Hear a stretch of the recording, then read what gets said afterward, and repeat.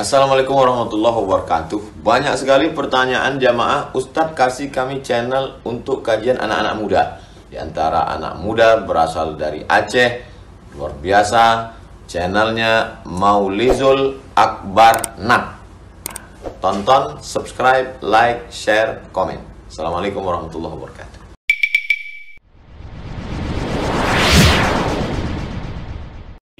Assalamualaikum warahmatullahi wabarakatuh. Alhamdulillahi rabbil alamin.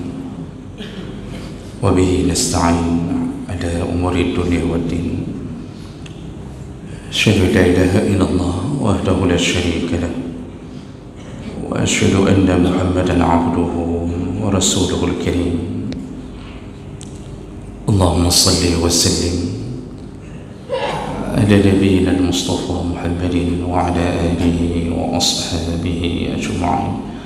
أما بعد، رب اشرح لي صدري ويسر لي أمري واحلل عقدة من لساني يفقهوا قولي.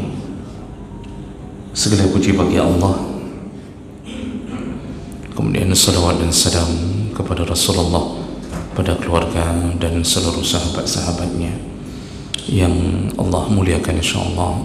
Bapak-bapak, ibu-ibu, jamaah salat subuh yang datang kerana Allah dan hanya kepada Allah kita berharap balasannya. Kita akan sambung pelajaran kita tentang tanda-tanda kiamat, dan kita masih membahas tanda kiamat yang kecil. Di pertemuan yang lalu, berdasarkan hadis Nabi SAW, Rasulullah memberitahukan kita bahawa kiamat itu akan segera datang apabila munculnya sebuah kondisi, yaitu ramainya orang-orang yang memutuskan silaturahim. Dan ini sudah kita jelaskan bahawa salah satu di antara banyak perkara yang paling cepat memutuskan silaturahim adalah urusan harta. Yang dulu berbaik-baik antara saudara kandung, namun ketika warisan tidak dilaksanakan sesuai dengan hukum Allah, di saat itulah putusnya persaudaraan. Jadi tidak lagi saling menyapa, tidak lagi saling berkunjung. Maka berhati-hatilah dalam mengelola harta, terutama dalam urusan warisan, karena kasus ini berulang-ulang terjadi dan sudah banyak yang curhat kepada kami tentang memburuknya keadaan persaudaraan hanya gara-gara urusan pembagian harta. Dan anehnya, kadang-kadang ini diawali dengan kebodohan, tidak ada ilmu. Bahkan seorang ibu pun mengatakan kepada anak-anaknya, jangan bagi dulu warisan kecuali mama sudah meninggal nanti. Jadi jangan bagi warisan ayah kecuali mama sudah meninggal. Itu kalimat yang paling sering yang dilakukan, sehingga bertahun-tahun warisan ayah tak dibagi, sehingga yang mengambil tanpa izin saudaranya dia akan terus mengambilnya. Yang tidak dapat karena jauh tinggalnya, maka juga tidak mendapatkan apapun. Ketika jumlah harta sudah tak diketahui lagi, disitulah mulai terjadi sengketa. Jadi seakan-akan ada image bahawa tidak baik membagi harta warisan terlalu cepat. Muncul kalimat tidak ada adabnya membagi warisan sedangkan tanah kuburan masih basah. Jadi padahal tidak kita dapatkan sebuah kemakruhan, jangankan haram, kemakruhan pun tak ada. Kalau bisa bagi harta warisan hari pertama meninggal, hari kedua langsung bagi, untuk menghindari sengketa. Seharusnya Dan satu yang harus difikirkan, orang yang sudah meninggal, dia menunggu pahala, dan salah satu pahala terbesar yang masih akan melekat pada dirinya yaitu ketika hartanya dibagi.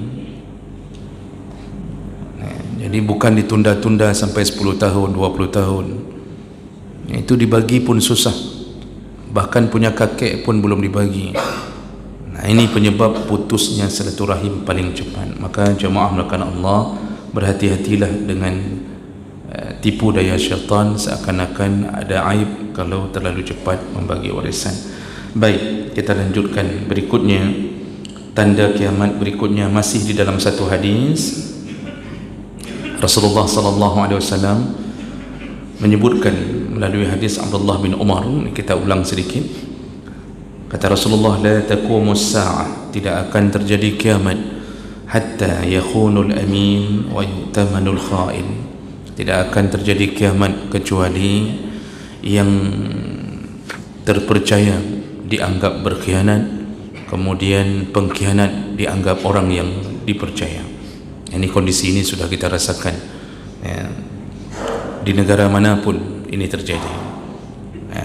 Kalau di negara ini jangan ditanya Pak, memang ini salah satu contoh ya, sebuah barometer yang penuh keanehan. Yang baik-baik disingkirkan, yang buruk-buruk diangkat jadi menteri, jadi ini, jadi itu.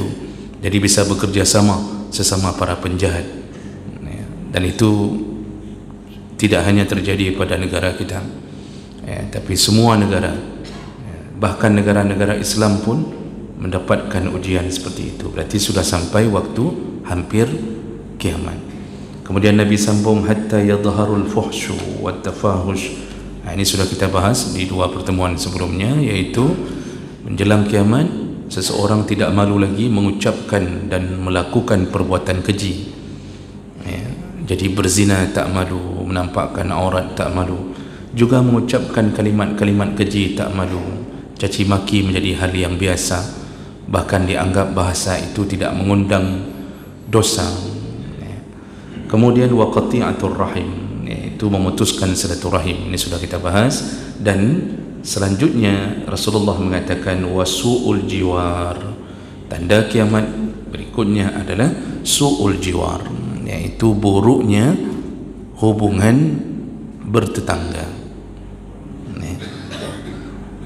Nah, yang dimaksud di sini kata para ulama bahwa Rasulullah ingin memberitahu buruknya hubungan bertetangga.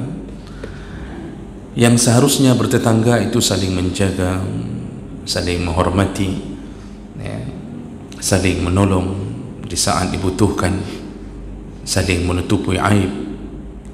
Tapi yang terjadi di ujung zaman ketika kiamat itu akan segera datang, keadaan itu berubah.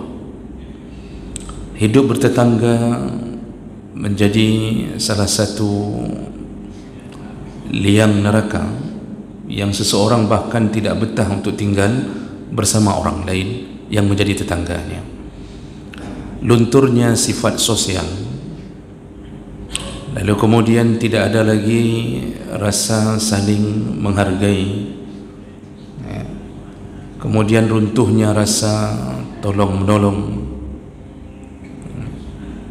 dan bahkan permusuhan terjadi walaupun tinggal di satu dinding rumah. Dan ini semuanya menjadi penyebab tidak baiknya kehidupan bertetangga. Dan ketika Nabi menyebutkan ini, yang dimaksud oleh Nabi itu bukan satu dua, tetapi menyeluruh. Jadi semuanya merasakan hal yang sama.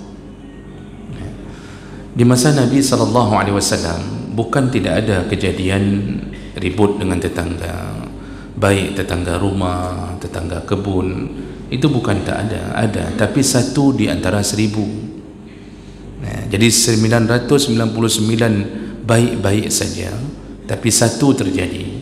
Hari ini kebalikan Pak. Kita bertetangga paling kurang, kalau tidak ribut, paling kurang minimal tidak saling peduli. Minimal tidak saling peduli. pulang kantor, masukin mobil ke garasi, parkirkan, kemudian menutup pintu pagar. Bahkan tetangga di samping pun yang sedang ada di depan rumahnya kita tidak sapa, tidak beri salam. Jadi hidup itu betul-betul nafsi, urusanmu urusanmu, urusanku urusanku, jangan coba-coba ganggu urusanku. Lalu kemudian tidak lagi saling menghargai, tidak peduli rasa sakit tetangga ketika kita memelihara ayam.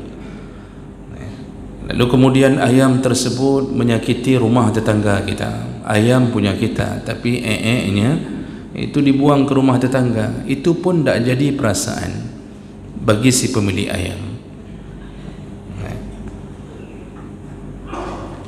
Menyakiti tetangga itu dengan berbagai cara. Jangankan mengirimkan keburukan ke rumah tetangga, di saat seseorang memelihara binatang peliharaan, bau kotorannya saja, walaupun ayamnya tidak kita lepas, bau kotorannya saja seharusnya tidak boleh menjadi bahan gangguan bagi tetangga, tak boleh. Jadi kalau mau pelihara ayam, mikir-mikir ni ganggu tetangga atau tidak. Ada tetangga yang tidak bisa makan dengan nyaman karena disibukkan dengan bau kotoran ayam tetangganya. Makanya di dalam beberapa literatur, kitab-kitab klasik, para ulama mengatakan kalau sudah model tetangga yang tak punya perasaan, punya peliharaan kambing, lembu, lalu kemudian mengganggu tetangganya, itu disuruh ambil beberapa langkah. Yang pertama, disuruh nasihati dulu pemiliknya. Rupanya pemiliknya mengatakan, apa urusanmu? Kameng-kameng lung, lemau-lemau lung, manok-manok lung, apa urusanmu? Nah, rupanya pemiliknya pun sama dengan lembunya, sama-sama tak berotak. Maka langkah kedua adalah dibolehkan mengusir binatang peliharaannya dengan cara yang keras. Apakah memukulnya? Dibolehkan. Kalau itu pun tak mempan, artinya betul-betul tidak bisa menjadi obat, maka dibolehkan bahkan untuk membunuh binatang tersebut. Membunuh binatang tersebut dibolehkan kalau sudah tak mempan lagi dengan langkah-langkah nasihat, kemudian kita usir dengan kasar agar menjadi suatu yang bisa menyebabkan dia merasa, tapi itu pun tak mempan, dibolehkan membunuh binatang tersebut. Begitu yang kami dapatkan dalam perkataan para ulama. Itu kalau sudah tahap terakhir. Tapi ayam tersebut ya sudah, bunuh saja, tidak perlu dimasak menjadi kari ayam lalu kita kirimkan ke tetangga. Lalu tiba-tiba ada satu surat di dalam kari tersebut, selamat menikmati ayammu sendiri. Itu tidak perlu sampai ke sana. Jadi jemaah melakukan Allah, ini penyakit bertetangga hari ini. Ada orang yang hari ini tidak pelihara ayam, tapi pelihara kucing. Jadi anehnya memelihara kucing dengan dalih ini sunnah Nabi, padahal hadis tentang Nabi mempunyai kucing yang bernama Mu'izzah itu hadis palsu. Jadi menyebar di kalangan orang-orang awam bahwa seakan-akan Nabi ada kucing peliharaan bernama Mu'izzah. Jadi bahasa kerennya Moza atau Moeza. Bahkan Nabi saking sayangnya kepada kucing peliharaannya, sampai Nabi ketika kucing itu tidur di atas jubahnya, jadi ketika Nabi ingin bangkit dari jubahnya, tak tega membangunkan kucing ini, sehingga Nabi memotong jubahnya. Begitu bunyi hadis yang palsu ini. Gara akibat hadis palsu ini beramai-ramai orang pelihara kucing. Mu'izzah sunnah Nabi pelihara kucing, kok le sunnah lain pula pelihara mi. Salat jamaah tidak datang, salat tahajud tak pernah, qabliyah salat subuh pun tak pernah, nolong orang tak pernah, tapi ngambilnya sunnah pelihara kucing. Padahal itu hadis palsu. Peliharalah ramai-ramai, pelihara kucing, lepaskan kucing, kucing kemudian membuang kotoran di rumah tetangga. Kucing-kucing luar negeri itu pula, kucing Persia, kucing ada pupunan kucing. Nah, jadi ini perkara aneh tidak ketika seseorang tidak ada perasaannya, seandainya dia berpemahaman ini sunnah Nabi tetapi mengganggu tetangga, ini haram, tidak boleh melakukan ini. Jadi dulu itu sangat diperhatikan, para sahabat sangat memperhatikan tentang nyaman atau tidaknya seseorang berada di samping rumah kita. Hari ini dianggap biasa, nanti waktu dimarahi dilawan pula, memang apa urusannya? Itu kalimat itu, kucing saya apa urusannya? Nah, di saat itulah maka kita boleh mengambil tindakan yang lebih. Maka persiapkan racun sianida kalau seandainya tidak bisa diberikan nasihat cara baik. Yang diracuni kucingnya Pak, jangan tetangganya. Itu kalau sudah tahapan paling tinggi tidak mau juga memberikan solusi yang baik. Makanya Rasulullah sallallahu alaihi wasallam itu sangat-sangat merekomendasi tentang menjaga hubungan tetangga. Sampai Rasulullah sallallahu alaihi wasallam menyebutkan dalam satu hadis, mazala Jibril yusini bil jar. Jibril itu kalau menurunkan wahyu tidak pernah lupa Jibril mengingatkanku tentang hubungan baik dengan tetangga. Jadi setiap wahyu turun, Jibril selalu menyelipkan kalimat, jagalah hubungan dengan tetanggamu, jagalah hubungan dengan tetanggamu. Kata Rasulullah, hatta dhanantu annahu sayuwarrisuhu, sampai aku mengira, kata Nabi, saking seringnya Jibril mengingatkan tentang hubungan tetangga, sampai aku mengira kalau aku meninggal seakan-akan tetanggalah yang menjadi ahli warisku. Berarti betul-betul Jibril memberi sebuah amaran dari Allah, jagalah tetangga. Makanya bertetangga ini menjadi bukti iman. Baik tidak baiknya kita itu menjadi bukti iman kita. Rasulullah sallallahu alaihi wasallam menyebutkan, man kana yu'minu billahi wal yawmil akhir fala yu'zi jarah. Barang siapa beriman kepada Allah dan hari akhir, maka dia tidak menyakiti tetangganya. Makanya orang yang menyakiti tetangga dianggap tidak beriman. Maka dalam hadis lain disebutkan, wallahi la yu'min, wallahi la yu'min, wallahi la yu'min, kata Nabi, demi Allah bukan orang beriman, bukan orang beriman, bukan orang beriman. Siapa mereka? Orang-orang yang dimanapun dia berada, yang kejahatannya selalu membuat terganggunya tetangganya. Jadi la yu'minu jaruhu bawa'iqah, kata Nabi, kejahatannya tidak bisa membuat tetangganya bisa hidup dengan aman. Itu orang itu tidak beriman. Di mana ada dia, di situ ada masalah. Di mana dia sewa rumah, maka komplek itu siap-siap menghadapi masalah. Ini benar-benar orang ini adalah contoh orang yang tak beriman. Dalam hadis yang lain, Rasulullah sallallahu alaihi wasallam menyebutkan dalam hadis Ibnu Umar, kata Rasulullah, kam min jarin muta'alliqan bi jarihi, berapa banyak nanti hari kiamat tetangga yang akan memegang tangan tetangga lainnya. Nanti di hari kiamat, kata Nabi, betapa banyak seorang tetangga akan memegang tangan tetangga lainnya. Yaqul, lalu dia berkata kepada Allah, ya Rabbi, hadza aghlaqa babahu duni famana'a ma'rufahu. Ya Allah, dulu ketika kami bertetangga, ini orang ini tidak pernah membuka pintunya untuk menolong kami, untuk memberikan kebaikannya kepada kami. Jadi sampai begitu komplain orang-orang yang bertetangga dengan kita. Seandainya kita tak buruk, tapi kita tak pernah menolong tetangga. Kalau tetangga kita miskin, fakir, tak pernah kita tolong, Pak. Tapi uang kita habiskan untuk urusan dunia.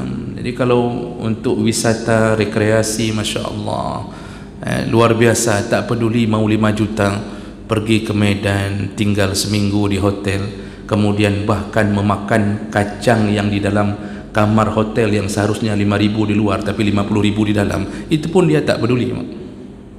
Jadi kalau anak-anaknya mengatakan, papa ini boleh dimakan tak papa, dia tahu ni harganya di dalam ni 50,000, di luar cuma 5,000. Si papa akan mengatakan, baju hanapu 3 go sekali pergi bang, sekali liburan habis 10 juta, tetangga tinggal di samping Rp100 hantar meja.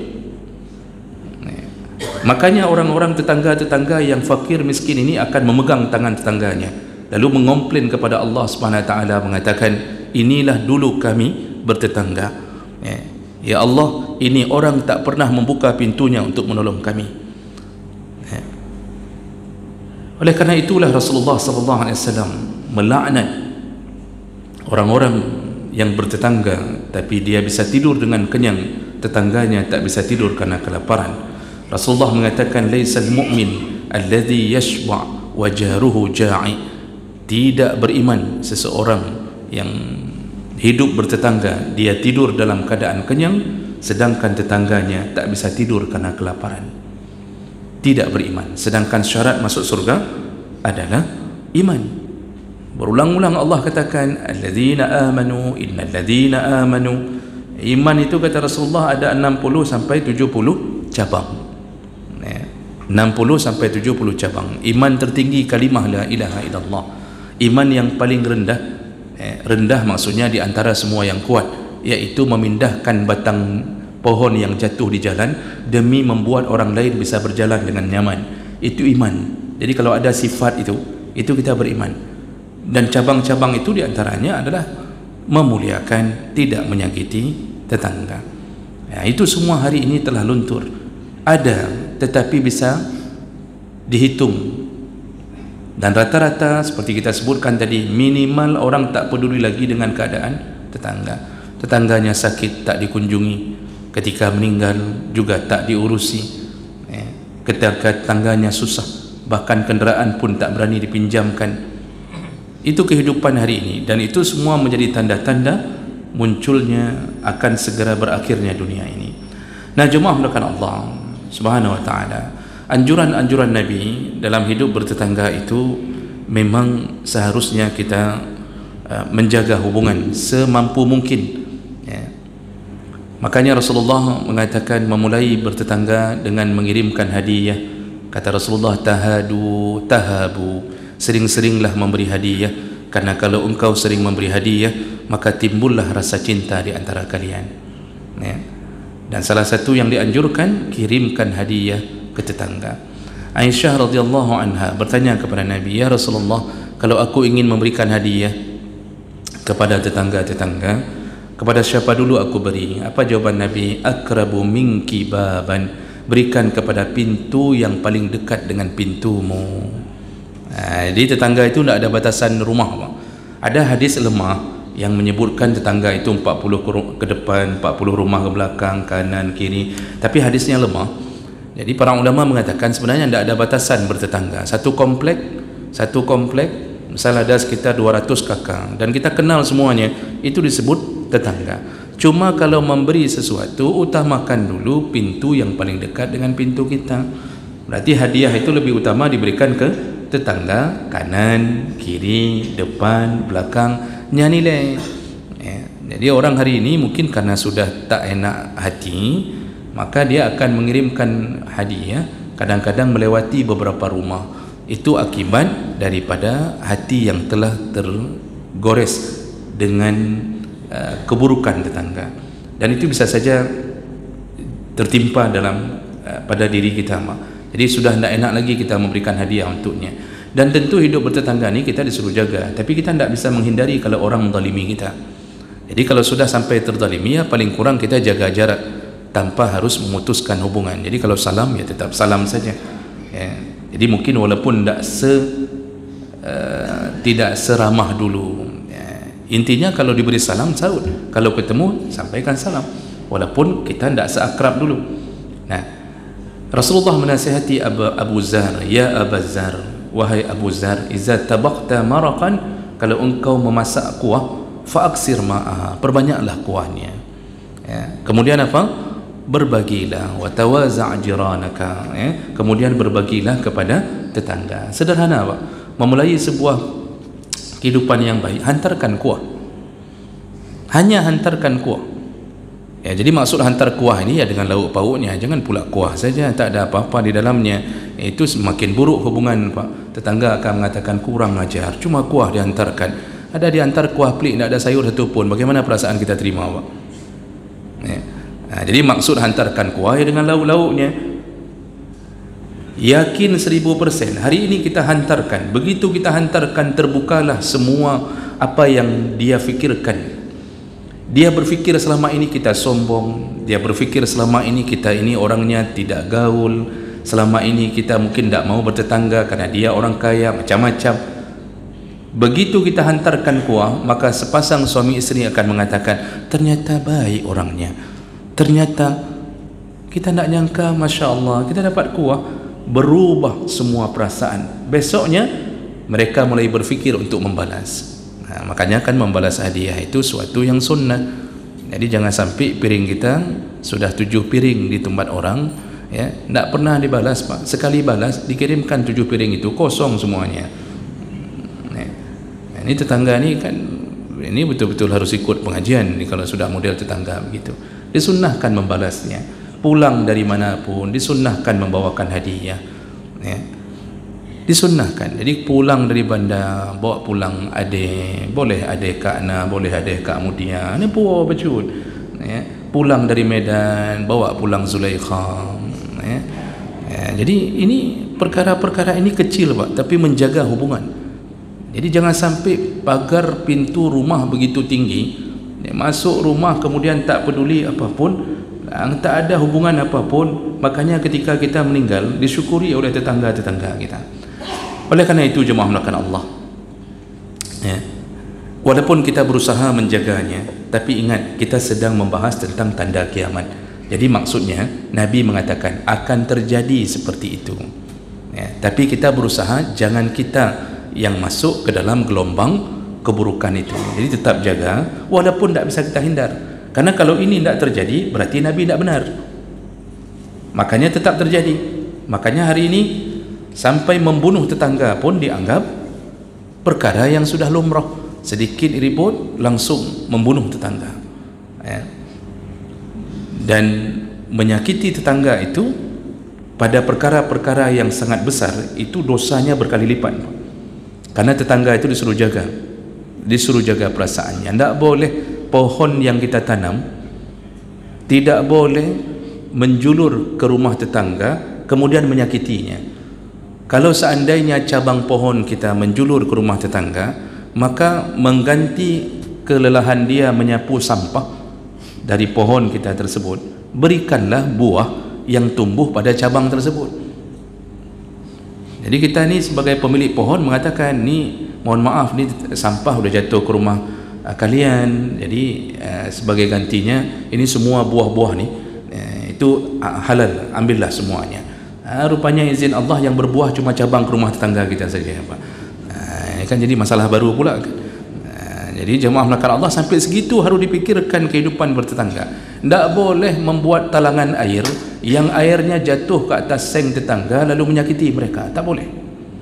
Kalau baca bab fikih tentang bab sulhu, itu haram hukumnya mengganggu tetangga, bahkan dengan talangan air, yang kita jatuhkan air ketika hujan di atas seng tetangganya, haram. Ada tetangga, Pak, kadang-kadang tak berani komplain, tak enak, nanti takut putus. Kitalah yang harus pakai perasaan. Kita yang harus pakai perasaan. Tak boleh membuang sampah ke dalam tong milik tetangga. Jadi demi menghindari bayar 15.000, ini manusia memang kriat mati, Pak. Demi bayar 15.000 per bulan, dia nak mau bayar. Subuh-subuh jam 3 rela bangun untuk membuang sampahnya ke tong tetangga. Karena yang diambil cuma tong tetangga, dia tidak ada tong. Sampai segitu manusia kalau tak beriman kepada Allah, mengganggu tetangganya, mengganggu parit aliran air tetangganya. Nah, ini betul-betul harus kita jaga. Maka jagalah binatang peliharaan kita, jangan sampai binatang itu mengatakan siapa yang binatang sebenarnya, ya, engkau atau aku. Nah, jadi jaga baik-baik hubungan dengan tetangga. Mudah-mudahan walaupun ini terjadi menjelang kiamat, janganlah kita yang menjadi bahagian yang keadaan yang dilaknat oleh Nabi seperti itu. Mudah-mudahan bermanfaat. Subhanakallahumma bihamdik, asyhadu an la ilaha illa anta, astaghfiruka wa atubu ilaik. Wassalamualaikum warahmatullahi wabarakatuh.